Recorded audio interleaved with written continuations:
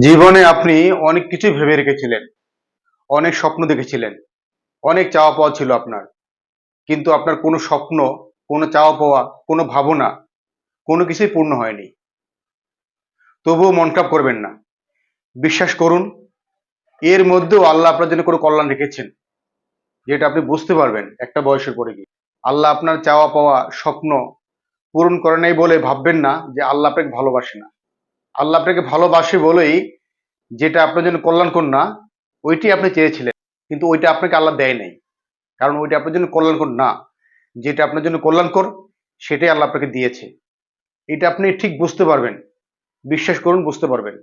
একটা বয়সে পরে, আগে বা পরে, কোনো কিছু পান নাই, কোনো চাওয়া পূর্ণ হয় নাই বলে মন খারাপ করবেন না।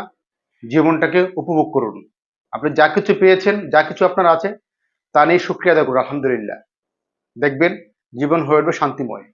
সকলেই ভালো থাকবেন। আসসালামু আলাইকুম।